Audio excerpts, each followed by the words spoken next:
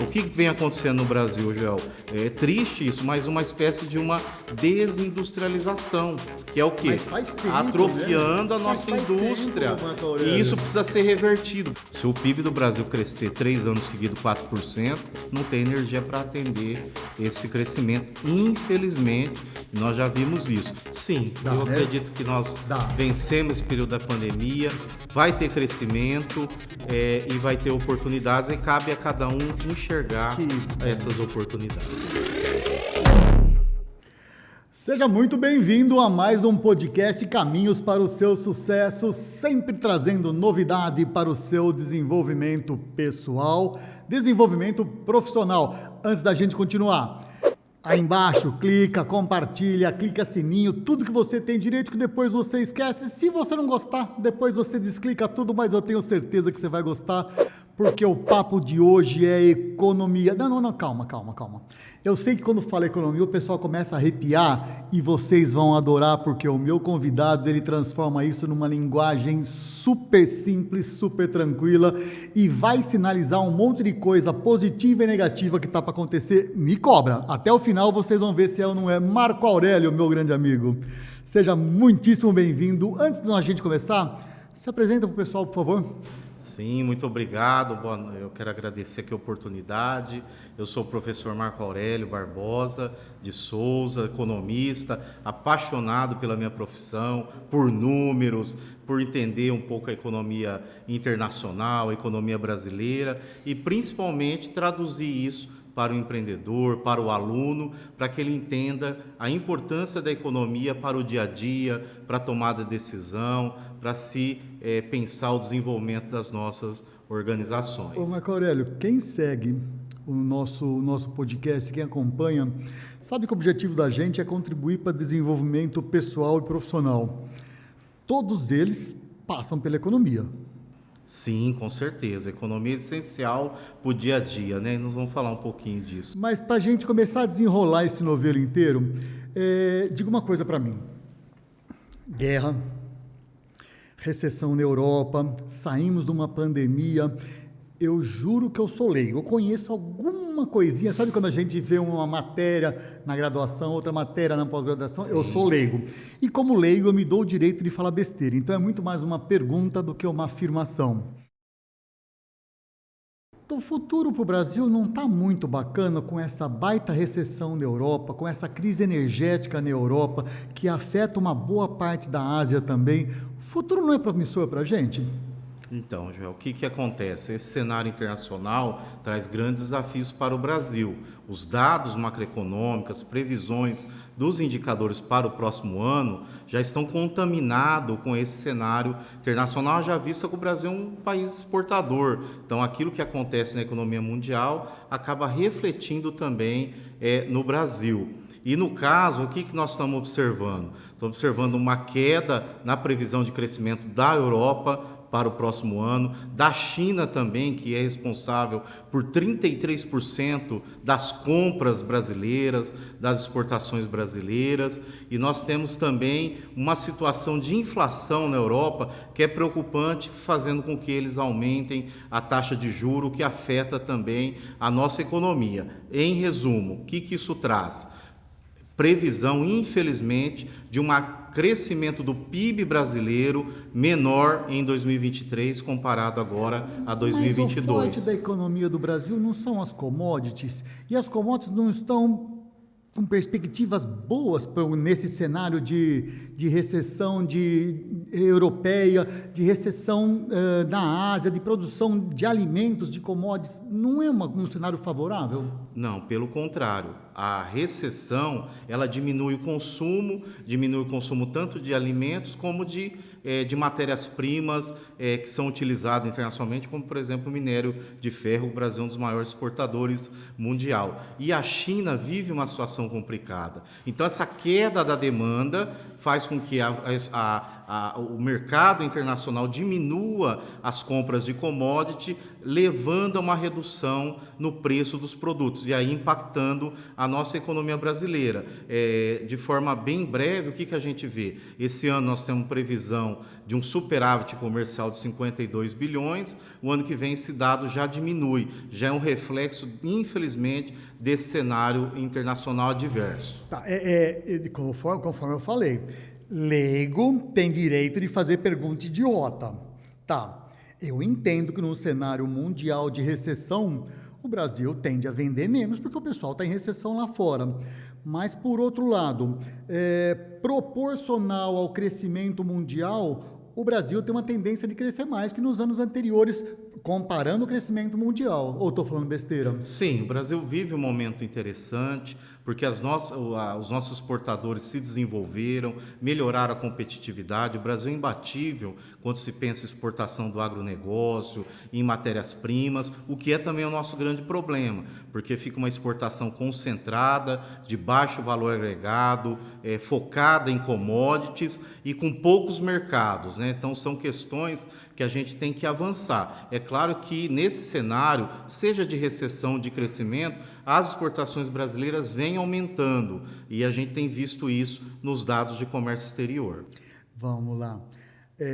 Durante muito tempo, a China cresceu absurdos 10% ao ano, que é uma coisa, qualquer cenário é absurdo. Agora, a China, falar que a China está em recessão, é que recessão para ele é um esplêndido para a gente, né? Mas nesse cenário de uma China que tem uma indústria muito forte, né? Não vamos, as custas de mão de obra barata, tá, mas que seja, não é uma oportunidade ímpar para esse Brasil de commodities se fortalecer nessa área industrial? Sim. Nem que seja para abastecimento interno, porque o mundo o maquinário básico, o mundo vai continuar a precisar. Não é uma oportunidade ímpar para o Brasil começar a preencher esse espaço que eventualmente a China vai deixar em função dessa recessão? Sim, é importante, por quê? Porque a China está mudando o modelo de crescimento dela, que era baseado na exportação e nos investimentos. Agora, o foco é o consumo interno, eles fortalecerem o mercado interno deles. Nesse contexto, eles abrem mercado para que o Brasil possa, de certa forma, aumentar as suas exportações. Mas o grande problema nosso é que a gente tem que diversificar essas exportações e agregar valor, para não ficar dependente da commodity, que tem muita volatilidade de preços no mercado internacional. Então, nós precisamos industrializar essa exportação nossa, por exemplo, o minério, em vez de exportar minério, aliás, e em paralelo também aço, né, e outros derivados, para que a gente tenha o quê? Uma condição de uma inserção internacional mais sustentável. Você fala, eu não entendi, exportar menos minério de ferro e aço, como é que é? Não, no sentido assim, exportar o minério, mas tentar industrializá-lo para exportar um produto derivado com maior valor agregado. Entendi. Então, em vez de minério a $1 o quilo, eu vou exportar aço a $4 o quilo. Então, eu estou agregando valor a essas exportações. Então, eu não falo besteira quando é uma oportunidade para essa indústria brasileira se fortalecer. Perfeito, sim. É um cenário com concentração da China no mercado interno, no consumo e a diminuição dela como fala, impulso exportador, ela abre lacunas no mercado que alguém tem que preencher. E a nossa indústria está preparada para isso daí. Tem tudo para ser a nossa vez, né? Sim, tem né? Tudo. O Brasil... É um momento ímpar, né? Nem de longe a gente vai cair em discussão política aqui, mas independente de quem for eleito, é uma oportunidade ímpar de desenvolvimento para o Brasil. Sim, porque o Brasil hoje é líder em vários setores.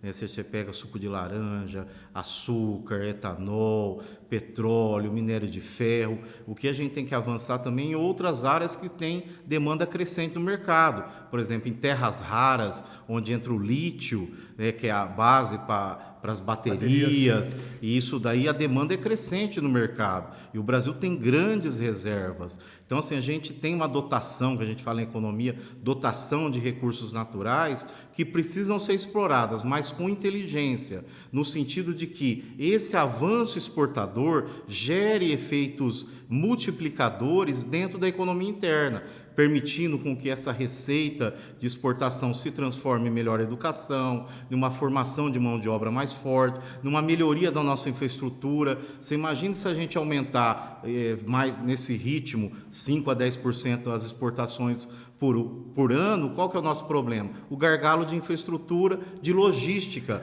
Vai dar problema no porto. Transportar as nossas super safras, né? Que absurdo, a gente tem super safra e não dá conta de transportar com eficiência, não é mesmo? E isso aí o governo tem que pensar na infraestrutura e nos modais. A gente não consegue realmente transportar. A ignorância, modais. Modais são as formas de você escoar a produção. Seria ferroviário, rodoviário, aeroviário. Então nós optamos pelo rodoviário, que é custoso e não dá conta desse volume de exportação. Três Lagoas, por exemplo, uma cidade grande exportadora de celulose, o Mato Grosso está se tornando, chegar até o Porto Santos é bem complicado, né? Porque usa muitas vezes o modal ainda rodoviário. Então nós vamos fortalecer isso aí. Então perceba que é um complexo para que a gente avance no mercado internacional de vários gargalos que a gente tem que corrigir. E um detalhe importante, né, Joel? Hoje nós temos apenas 40 mil empresas exportadoras. É muito pouco, a Itália tem 150 mil.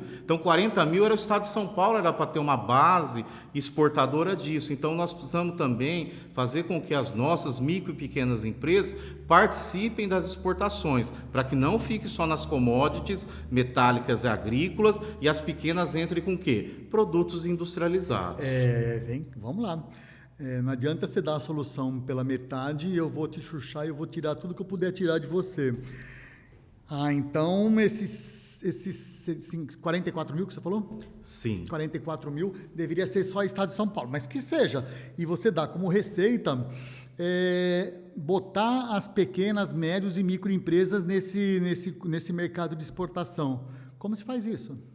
Através do que? De apoio, de conhecimento, consultoria, estímulo à formação de consórcio, mas teria que ter algo mais articulado, meio que pegar na mão mesmo, no início do processo, principalmente a parte documental de exportação, burocrática, já melhorou muito, hoje é tudo online, já ficou muito mais fácil, e há um certo receio do empresariado, porque como o Brasil sempre foi um mercado interno muito forte, um PIB de quase 10 trilhões de reais, dos maiores mercados internos do mundo, acaba as empresas nascendo e concentrando as suas vendas para o mercado interno. Diferente da Finlândia, da Noruega, que você monta a empresa já pensando no exterior. Então a estrutura, toda a questão cultural é diferente, mas o Brasil precisa impulsionar. Porque se a gente tem esse mercado interno forte, em crescimento, somado a uma demanda externa, a conquista de novos mercados, ninguém segura o Brasil do ponto de vista do crescimento dele no tempo. Duas coisinhas, então. Desde quando eu sou pequenininho, eu sou do final do regime militar, que o Brasil é o país do futuro. Ainda somos, né? Nós estamos na fase de ainda somos o país do futuro. Quando eu era criança, meu pai falava assim, a gente ia muito, eu era de Americana, a gente ia para Brotas, para casa dos meus avós, mas a gente ia de trem. E meu pai falava assim, não tem transporte melhor para o futuro do Brasil do que trem. E a gente andou para trás, na malha ferroviária. Sim. E a gente opta por um sistema de transporte mais oneroso, menos eficiente, com menos capacidade de carga e que depende de uma manutenção gigantesca da malha viária, que a gente não dá conta. E poluente dentro de um contexto mundial de sustentabilidade. Então isso tem que mudar, temos que realmente avançar nas ferrovias e conectar, né? Além do investimento na ferrovia, tem que conectar a ferrovia com o porto, a ferrovia com o gasoduto, com o oleoduto, ou seja, todo esse sistema tem que estar conectado para tornar o custo do frete mais barato, porque nós já temos uma grande desvantagem, Joel.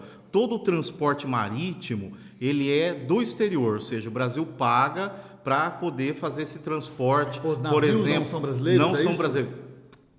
95% é de outro. Então, isso custa, a gente chama em macroeconomia, é um preço que a gente paga, é dólares que saem para pagar esse transporte, porque a gente não se desenvolveu nessa área naval no longo do tempo, porque privilegiou esse transporte rodoviário. Mas isso precisa mudar, eu acredito que há uma movimentação nesse sentido, e o Brasil é um país continental, nós temos que lembrar que o Brasil é muito grande, então você tem cidade como Sapezal, lá em Mato Grosso, o maior produtor de soja do Brasil, olha a distância, está quase 2.000 quilômetros aqui, vamos de certa forma, do interior do estado de São Paulo. Mas isso não devia ser problema, Marco Aurélio, devia ser a solução. Sim, através da integração da malha ferroviária, porque ela tem capacidade de transportar grandes volumes de que o Brasil precisa, tem escala, né?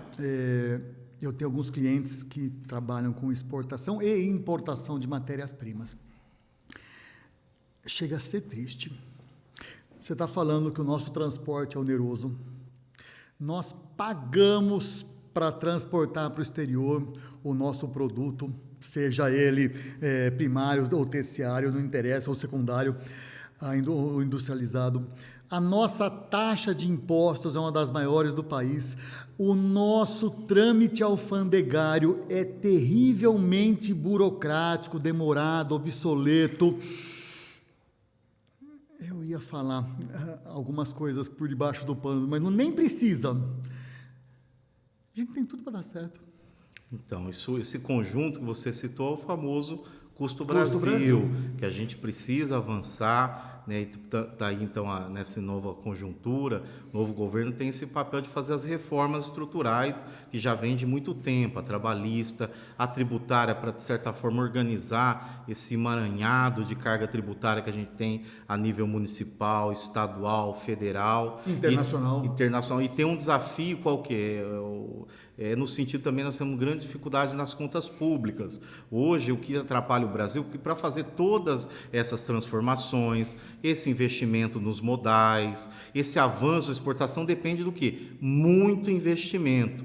Esse investimento pode ser captado aqui no mercado interno, mas o mercado externo tem muito recurso para poder ser internalizado no Brasil. Só que para esse dinheiro vir para cá, nós temos um problema a resolver. E o próximo governo tem esse abacaxi para descascar, que é o problema fiscal, ou seja, a dívida pública brasileira, na situação que está, o gasto superando a receita, ela é insustentável, né? Isso ninguém sobrevive. Pensa a gente, na nossa casa, num mês você gasta mais que arrecada, tudo bem, mas no segundo mês, um ano depois, 3 anos, o endividamento vai aumentando. Então, esse ajuste é preciso ser feito. E ele está conectado um pouco a essa mudança tributária, né? No sentido de reorganizar a tributação no Brasil, diminuindo no consumo e aumentando em relação à renda, patrimônio, que é aquilo que usa os países desenvolvidos. Rapaz, eu estou pensando, nossa, quanto mais você fala, vai bater uma tristeza. Eu estou pensando, soma tudo isso que você falou e eu vou explorar um pouco depois essa gama de soluções que você está apontando, algumas que eu não concordo. Lembra, eu sou leigo. Leigo tem direito de discordar falando besteira e você ajusta os trilhos. Nenhum país tem tanta água como a gente tem. A água potável, água de mar não conta. Não só na superfície, como no grande aquífero Guarani que a gente tem. Água vai faltar no mundo. Vai faltar. As mudanças climáticas já estão causando grandes estragos na Europa, grandes estragos na América do Norte, e nós temos muita água. Vai faltar energia do mundo, já está faltando energia. Esquece a questão energética da guerra. A questão de energia é um grande problema mundial. Sim. Nós temos energia eólica de sobra para ser explorada. A gente não explorou nem um tiquitico que a gente tem explorado, energia eólica. Eu estou falando besteira? Sim. Nem um tiquitico. Potencial muito a gente explorou, temos uma matriz energética muito forte em cima das hidrelétricas. Nós temos o combustível alternativo, que é o álcool, né? E mesmo assim a gente não consegue transformar isso em resultado. vou voltar, papai, na escola eu já escutava pequenininho, o Brasil é o país do futuro. Qual que é a chavezinha que vai mudar? É política? A gente não vai entrar em questões políticas, mas é uma questão política? É a tal da burocracia? É a tal da corrupção? Qual, na visão, falando como economista, não como cidadão brasileiro que está bravo com política, que está mais pendente para um ou para um outro candidato, não é essa a questão. Como economista, qual que é a grande chavezinha para a gente começar a mudar? Por onde começa? Bem, eu acredito assim, olha só, nós temos toda essa diversificação em termos de matriz energética que poderia nos dar grande vantagem, mas a energia do Brasil é uma das mais caras do mundo, que faz com que a nossa indústria tenha um custo, porque a energia é um custo de produção importante, né? Então, na minha visão, é uma questão política, uma decisão por parte do governo de fazer as reformas. E por que a energia é cara? O governo quer E fazer? por que é cara a energia? Porque a carga tributária é muito alta. Se a gente pega a conta de energia, você vê o ICMS, que é o principal imposto dos estados, ele representa uma parcela importante do custo dessa energia. Só que fazer reforma tributária, Joel, mexe com interesses. Alguém vai ganhar e alguém vai perder. Ao tirar, por exemplo, os tributos sobre o consumo e no imposto de renda, dividendos e outros, vai afetar uma parcela pequena da sociedade mais rica que tem o poder no Congresso e que faz com que os congressistas nunca aprovem, nunca avancem nessas reformas. E por isso o Brasil é o país do futuro, que ele fica nesse ciclo vicioso. O argumento, né, econômico da história, a gente vai continuar nesse ciclo vicioso muito tempo.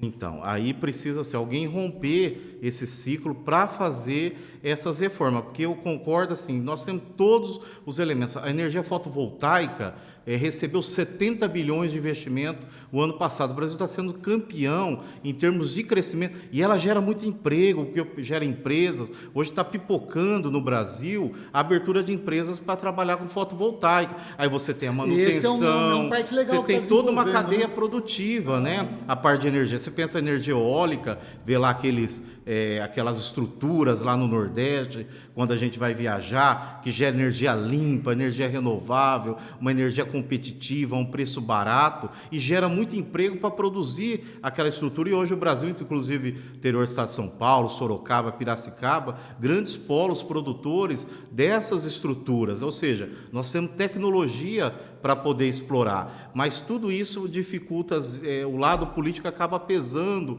um pouco. Então nós temos, né, como cidadão, apesar de não entrar na questão política, que fazer a pressão para que essas mudanças podem acontecer. E a principal dela, na minha visão, é a reforma tributária. Essa carga tributária, olha quantos escritórios de contabilidade são amigos meus, ganham dinheiro com isso, mas não é possível a gente ter tanta burocracia na questão tributária, de você ter na empresa uma estrutura para cuidar dessas questões tributárias e ter um escritório também, ter que ir no cartório reconhecer firma, várias coisas que não existem mais em outros países do mundo. Então você imagina todo esse potencial de energia eólica, hidráulica, né, energia fotovoltaica, de petróleo, do açúcar, do bagaço da cana. Sem imaginar a gente conseguir produzir energia e a nossa energia é mais cara, aí você vê no custo de produção das empresas, acaba pesando, a gente perde competitividade para a Alemanha, para a China, para a Índia, novos países que estão emergindo.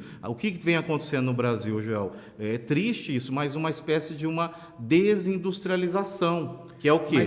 Atrofiando, né, a nossa indústria. E isso precisa ser revertido, porque a história mostra que os países só desenvolveram quando a indústria foi um elemento impulsionador do processo. Com consultoria de empresas, a gente começa a entregar a idade, né? Faz uns 30 anos, faz um pouquinho mais. Mas olha, faz fácil, uns 15 anos que eu estou vendo o empresariado reclamar, tá apertando, tá ficando esse processo de desindustrialização. Isso que você falou.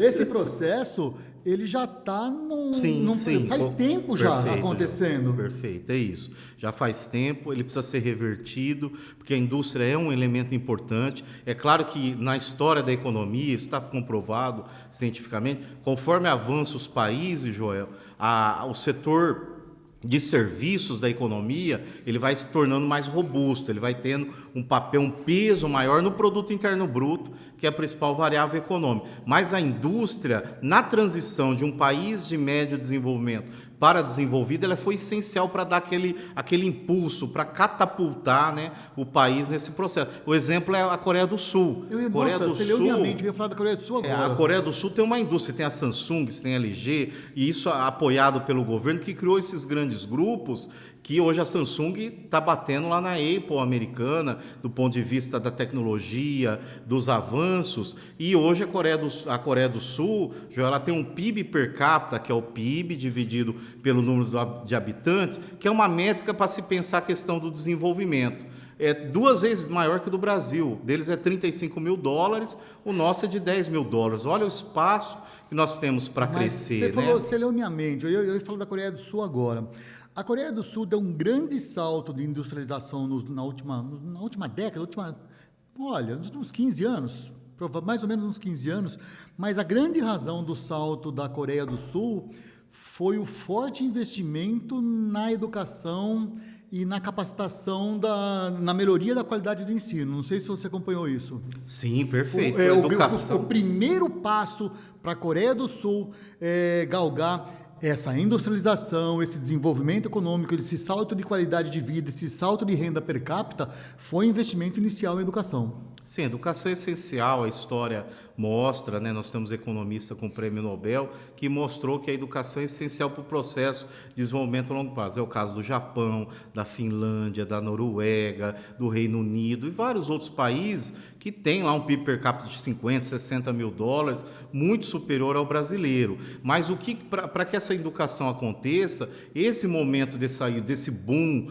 de vendas de commodities, ele tem que ser irrigado e transformado, né, em educação de qualidade. Hoje falta profissional. Você não consegue contratar no Brasil bons programadores que dê conta da área de TI, de maneira geral, dessa digitalização da economia. Vem aí a questão da indústria 4.0, do 5G, da internet das coisas e várias tecnologias que demandam profissional de tecnologia. Nós não temos isso disponível no mercado interno. Mas, professor, mas por que isso não acontece? Que falta? Tem curso, mas o aluno às vezes não dá conta porque não tem uma base de matemática. Programação é matemática, é lógica, e aí os nossos alunos têm muita dificuldade. E para piorar, a pandemia ela acabou gerando um grande problema, porque o ensino público de todas as esferas não se adaptou, como o particular, às questões pandêmicas. Nós temos um gargalo gigantesco de formação dos nossos alunos, né? E agora piorou, esgarçou isso.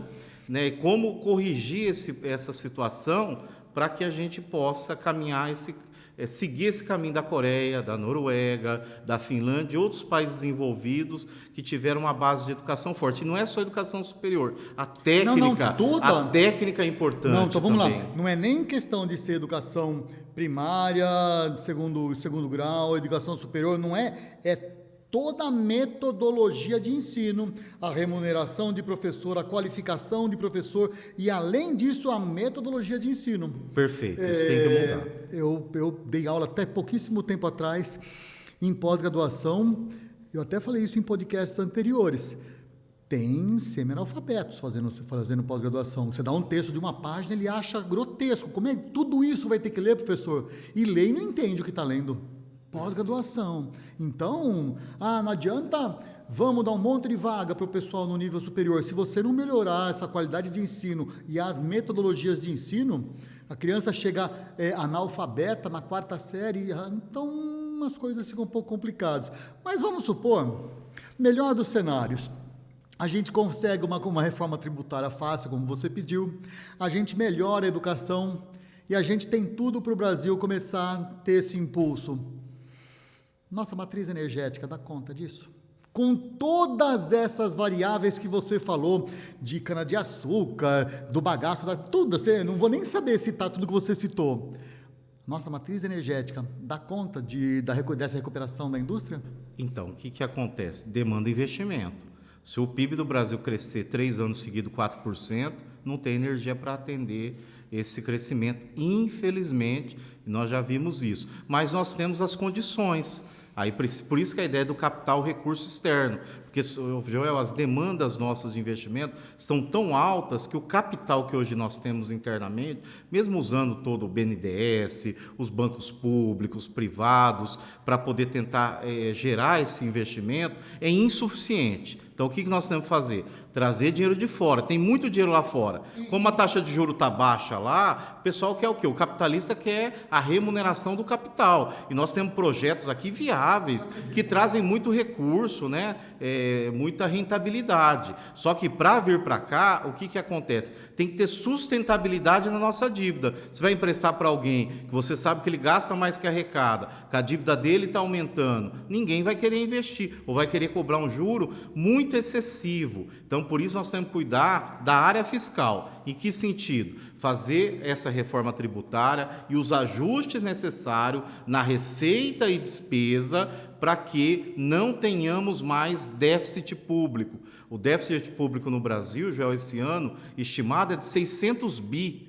Como um país gasta mais do que arrecada e arrecadando 2,1 trilhões de reais, ainda conseguimos gastar mais do que esse valor. Né? Porque da mesma nós temos um dos mais disparados, um dos maiores impostos do mundo, e mesmo assim nós temos um déficit fiscal. Então não bate. Não bate, muito... a coisa não bate. 600 bilhões de reais. No ano da pandemia, chegou 1 trilhão de déficit, aí era um ano atípico, mas no ano normal é 600 bilhões. Joel, no último ano, julho de 2021 a julho de 2022, nós pagamos 500 bilhões de reais de juros da dívida pública. Porque como o governo aumenta a taxa Selic e a dívida é indexada à taxa Selic, o aumento da taxa básica de juro faz com que o juro da dívida aumente também, que é outra coisa que tem que ser pensada, tem que ser corrigida, essa indexação, no sentido de trazer outros indicadores, né, para essa emissão de títulos da dívida, essa rolagem da dívida, para a gente tentar resolver esse problema fiscal, porque resolvendo isso o Brasil já traz. Independente da situação, o Brasil é um dos grandes receptores de recursos no mercado externo. Em economia nós chamamos isso de IED, Investimento Externo Direto. Somos o terceiro do mundo. Entretanto, precisamos de muito recurso, como eu acabei de falar. 3 anos seguidos de crescimento, 4% do PIB, vai faltar energia, sendo que a gente tem tanta matriz, tantas possibilidades. E não só isso, para sermos competitivos, tem que ter o quê? Custo de produção baixo. E um elemento importante quando se pensa na indústria, principalmente, é a energia. Então, se a gente tem investimentos grandes de energia, escala, você vai ter uma energia mais barata com as tecnologias que a gente tem. Então, uma coisa vai desamarrando o outro e gerando o quê? Gerando muito progresso, né? Nessa cadeia produtiva. Eu tenho um grande amigo, aliás, você falando, eu falei, opa, preciso chamar o fulano para vir participar do nosso bate-papo. Ele sempre falava para mim, ele mexia com negociações internacionais, e ele sempre falava para mim assim, Joel, o que tem de dinheiro no exterior para entrar no Brasil é uma coisa astronômica, é uma coisa que, tendo credibilidade, é uma coisa jamais vista. E ele falava, né, eu preciso até conversar com ele a respeito, que tem muitos projetos aprovados já, tem muito dinheiro aprovado já para vir para o Brasil, faltam projetos. E estou linkando isso com aquele argumento que você disse de colocar as pequenas e médias empresas na brincadeira da exportação. Essa informação não chega a quem deveria chegar. Ele falou, Joel, o que tem de projeto de dinheiro aprovado para vir para cá? Porque se é verdade que o Brasil é o país do futuro, para com essa história do Brasil, o país do futuro, é uma realidade, não é especulação, é só pegar algumas das poucas frentes que você falou, que eu falei, que dão suporte para que isso aqui é extremamente viável. Isso aqui tem tudo para ser uma das melhores das economias do mundo. Se é assim, é óbvio que tem dinheiro de fora querendo entrar aqui para abocanhar essa fatia. Na hora de repartir o bolo, não interessa se é empresa nacional ou se é empresa internacional. O capitalista que tiver dinheiro vai querer botar dinheiro aqui para fazer seu dinheiro desenvolver. É uma questão de credibilidade, então. Então, já é isso que é importante. Tem esses recursos. Projeto é importante porque ele vai avaliar a rentabilidade, comparando, né, com outros tipos de investimento. Mas o que acontece? Vou dar um exemplo. Lá nos Estados Unidos tem os fundos de pensão, que são as aposentadorias. Esses fundos somam quase 50 trilhões de dólares. Nós precisamos disso, precisamos de 1 trilhão, já dá para fazer uma revolução nesse país do ponto de vista dos investimentos e daquilo que ele vai gerar de PIB, de crescimento, de emprego, de oportunidade. Mas o que acontece? Por questões de cláusula contratual, por lei, esses fundos de investimentos só podem investir em países que têm o chamado grau de investimento. E nós perdemos em 2014, 2012, eu não me lembro exatamente, nós perdemos o chamado grau de investimento, que é um selo no sentido. Então nós temos que resgatar esse grau. Mas, Marco, perdemos por quê? Qual foi o principal fator que fez perder? Aí a gente volta em quê? Déficit público, o crescimento do endividamento do Brasil em comparação ao chamado Produto Interno Bruto. Então, hoje nós temos uma dívida PIB, então você pega a dívida, divide pelo PIB para achar o percentual, né? De em torno de 70%. Países como o Brasil teriam que ter um valor próximo de 60%. Então, tem um espaço aí. E só vou diminuir como? Se eu gasto mais que arrecado, essa dívida só tende a crescer. Para ela cair, o que eu tenho que fazer? Arrecadar mais do que gastar, porque eu vou pagando a dívida, ela vem recuando, aí eu ganho o quê? O grau de investimento e eu tenho acesso a esse volume trilionário de capital que está lá esperando oportunidade, mas não vem aqui, não é porque não tem oportunidade, por uma questão legal. Né? Eles não podem investir em países que não têm o grau de investimento. E na América Latina, se eu não me engano, só o Chile tem o grau de investimento. E o Brasil tinha isso, nós perdemos, mas eu acredito que é possível recuperar, né, a partir de agora esse grau de investimento e a gente entrar nesse crescimento. Olha que quantas oportunidades o Brasil tem. Eu lembro do Antônio Hermínio de Moraes, que eu gostava muito, que era um otimista em relação ao Brasil, um grande empresário lá. Hoje o Grupo Votorantim tem um papel importante, um grupo de 100 anos, né, que é outra dificuldade do Brasil, as empresas sobreviverem no tempo, dado todas essas peripécias, esses planos econômicos mirabolantes que a gente teve a história, ao longo da história, que foi fazendo com que as nossas empresas não fossem centenárias, né? Os outros lá fora têm empresas de 200 anos, 100 anos, muitas, a gente tem poucas nesse sentido, né? Mas otimista em que sentido? Olha, nós temos um grande mercado interno, com potencial, com setores demandando investimento. Qualquer investimento, qualquer real colocado nesses setores, ele tem um efeito multiplicador muito grande na economia e um mercado externo para explorar. 40 mil empresas exportadoras, a Itália tem mais de 150 mil. Olha quanto espaço a gente tem para levar essas empresas exportadoras. E nós temos que lembrar, gente, exportação é geração de emprego. Quando a empresa está exportando, ela está produzindo, ela está comprando matéria-prima, ela está contratando. Lógico. E muitas vezes a pessoa vê aquele negócio de exportação em dólar, mas o que isso tem a ver comigo? Não, ela afeta o dia a dia nosso, ela gera oportunidades. De novo, leigo, dando uma de economista. Até o que a gente sabe, e eu estou falando em nome dos leigos, uma coisa me preocupa muito. Em função com a preocupação de evitar más gestões do dinheiro público, cada vez mais boa parte das receitas foram engessadas, tantos por cento para isso, tantos por cento para isso, tantos por cento para isso. Eu vi uma entrevista, você pode falar até que é demagogia que é demagogia barata, mas eu vi um prefeito falando assim, olha, a gente pinta a escola municipal todos os anos. Eu não pinto a minha casa todos os anos, ele falava, mas a escola municipal eu pinto todos os anos, sabe por quê? Porque o dinheiro está lá. E se eu não usar esse dinheiro, eu tenho que devolver. Então, a gente procura formas de gastar esse dinheiro. Eu entendo a preocupação da corrupção, a preocupação de ter um mínimo necessário destinado a algumas coisas básicas. Mas se o dinheiro está engessado, sobra pouca margem de manobra para que o gestor possa realmente fazer esses investimentos. Estou falando besteira? Perfeito, Joel. Isso muito importante. O que acontece? Hoje o governo federal tem um orçamento de 2 trilhões e 100 bilhões de reais. 2 trilhões e 100 bilhões de reais.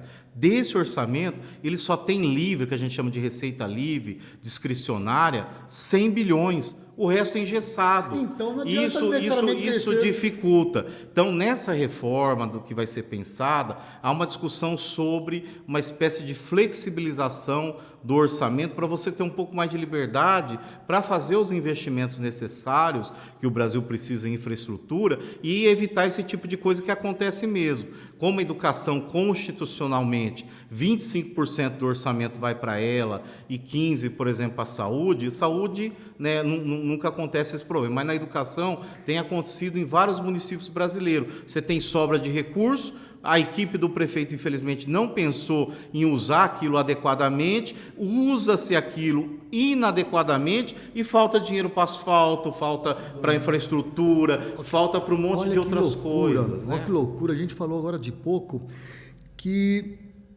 falta investir na educação, só que não falta dinheiro. Verdade. Que absurdo. Então, de novo, não é uma questão de falta de dinheiro, é da forma como esse dinheiro é utilizado. Sim, aí entra assim, a sua experiência, uma gestão mais eficiente, uma gestão mais empresarial, de certa forma, do setor público. Está aos poucos tendo essa modernização, mas ainda muita ingerência política em cargos estratégicos importantes que a pessoa não sabe, né, fazer, enfim, guiar ali aquele setor, aquele departamento, né? Aí já é uma questão complexa, mas ela é necessária em que sentido? Se as empresas estão modernizando, se as empresas estão buscando melhorar a competitividade, se elas estão evoluindo, o setor público tem que acompanhar. Na realidade, assim, ele tinha que dar o exemplo, mas né? O setor público dá conta de ter essa eficiência toda? Sim, é possível. Nós temos escolas de grande, como se diz, reconhecido internacionalmente na área do setor público. Desculpa, eu não estou falando das escolas. Não, escolas sim, de formação de servidor público, concursado. Então, tem uma burocracia preparada nos ministérios da economia, quando você olha no Banco Central. O PIX foi criado pelos funcionários do Banco Central. Legal. Então, você tem ali, só que não é utilizado muitas vezes da forma correta. Mas de maneira geral, que me perdoem os servidores públicos, mas de maneira geral a gente vê o serviço público, eu não vou medir palavras, muito incompetente, muito ineficiente, com performances baixíssimas. Você pegou o setor privado, o nosso agro é impressionante, a capacidade tecnológica que nós temos é uma das mais avançadas do mundo, né? Por quê? Porque se investiu em capacitação, se investiu em desenvolvimento. Por mais que você fale que existe estratégias de desenvolvimento para o setor público, eu não vejo esse desenvolvimento chegar. A gente vê um setor público muito ineficaz. Sim, é travado por causa do concurso público, de uma série de questões de legislação, e isso precisa avançar, né? Se recursos humanos, vamos pensar assim, no setor público, precisa avançar para dar conta desse crescimento, de fazer esses projetos para que a gente possa conseguir captar esses recursos no mercado internacional. Então, sim, isso precisa avançar também. Então, além de tudo aquilo que a gente discutiu, o próprio setor, a máquina, né, o funcionamento dela no dia a dia, precisa avançar também. Rapaz, num bate-papo super rapidinho, a gente não quer ser nenhum profeta do futuro não explicado, mas tem tantos caminhozinhos para serem seguidos. E no final das contas, nosso professor, nosso economista, quais as tendências de economia mundial e nacional? O que a gente pode esperar num futuro próximo, até porque as coisas caminham muito rápido, né?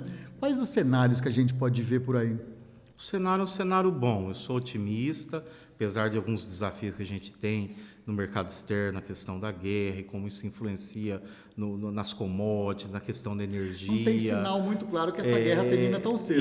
Isso, e nesse sentido. E a Ucrânia e a Rússia é um grande produtor de matérias-primas para o agronegócio, mas aí olha a oportunidade, a gente dependia dele, mas nós temos condição de produzir aqui, de produzir os fertilizantes, tudo aquilo que o nosso agronegócio precisa, que é o quê? Adensar a própria cadeia produtiva. Você vai criando empresas que fornecem para empresas, que fornecem para as outras, né? Então, é tudo oportunidade. Então, eu vejo com grande oportunidade, Joel, porque hoje se fala, nós temos daqui a pouco essa reunião mundial para discutir a questão ambiental, e o Brasil tem tudo para crescer nesse universo que se discute a sustentabilidade. Olha os nossos recursos naturais, nossa biodiversidade, nosso clima, tudo isso pode ajudar nossas empresas a ampliar essas oportunidades.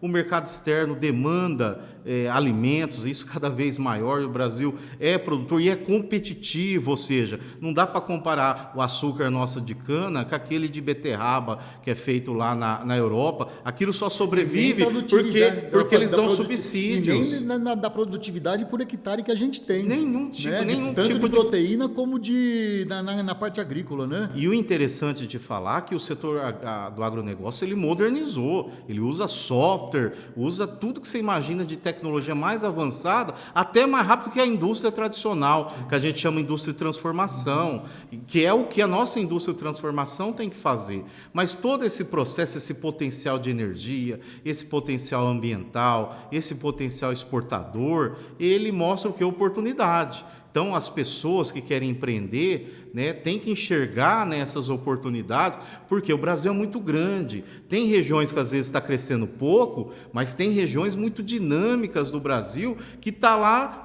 tipo o PIB da China, crescendo a 10%.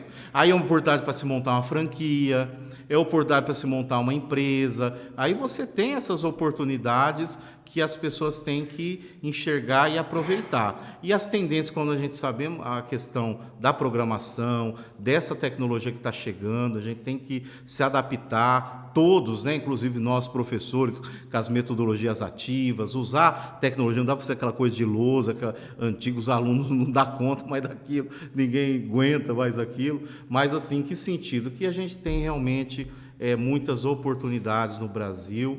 Eu acho que esse novo governo, independente se reeleito ou se vai mudar, ele vai achar um contexto que dá para acelerar essa máquina, né, e fazer o Brasil crescer. E nós, enquanto pessoa física, enquanto quem quer investir, tem que olhar as oportunidades que nós temos aí. O turismo voltando, olha a riqueza do Brasil, a gente acabou não falando nisso, quando se pensa em turista, ô Joel, e é uma dificuldade. Sabe quanto é o déficit na nossa balança de turismo? O que é a balança de turismo?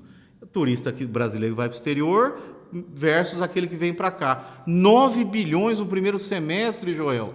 9 bilhões. Eu vi esses dias, eu não vou ter números. Mas assim, e o Brasil Pantanal? Não. O tanta coisa, eu vi esses dias, o quanto que é a Itália, o quanto que é a França, eu não vou saber dizer os números. O quanto que é eles faturam com turismo. E sem querer ser bairrista, sem querer ser pacheco, mas as praias nordestinas que a gente tem são espetaculares. Para de falar de Caribe. O que a gente tem no Pantanal Mato Grossense é uma coisa maravilhosa. O que a gente tem na Chapada dos Guimarães é uma coisa espetacular. E nem o brasileiro conhece. O próprio interior, você pega Minas, você pega quanta Minas, coisa que a gente tem para explorar. Então, o turismo, e é um setor que gera muita riqueza, muito emprego. Salários bons, né? Então, você vê, olha só, quanto potencial que a gente acabou comentando. Você comentou por lado assim, você falou da Coreia do Sul, era o que eu estava pensando, você falou uma coisa que eu também estava pensando.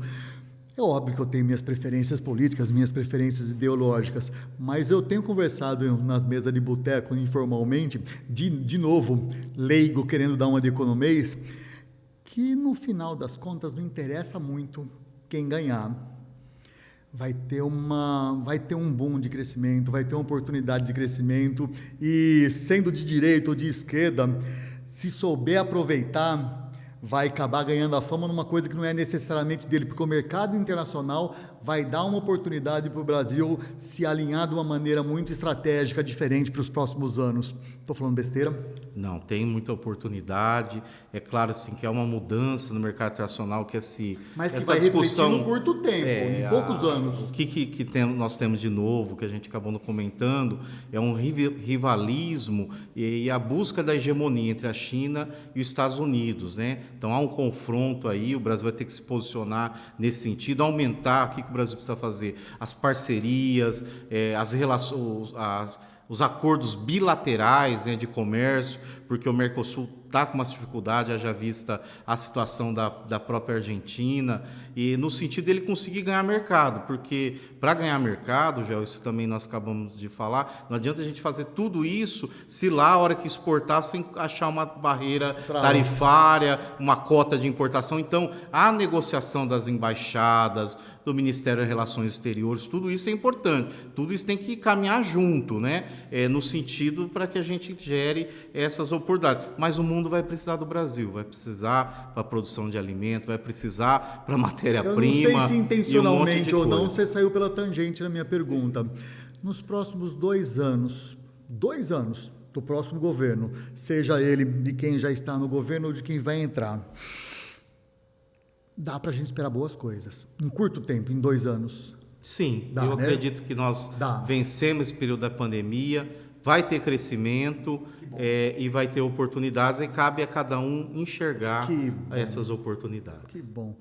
Ô, meu mestre, o nosso tempo já foi. Nossa, mas vamos lá. Rapaz, que delícia de conversa, que delícia. Provavelmente você se programou para trazer um monte de coisa, para falar de um monte de assunto, e eu acabei fazendo tanta pergunta que você não deve ter conseguido colocar metade do que você queria. Eu te dou mais uns minutos para você encerrar falando o que faltou a gente conversar nesse bate-papo e que você pode deixar a mensagem para quem está assistindo a gente. Vamos lá. Divirta-se.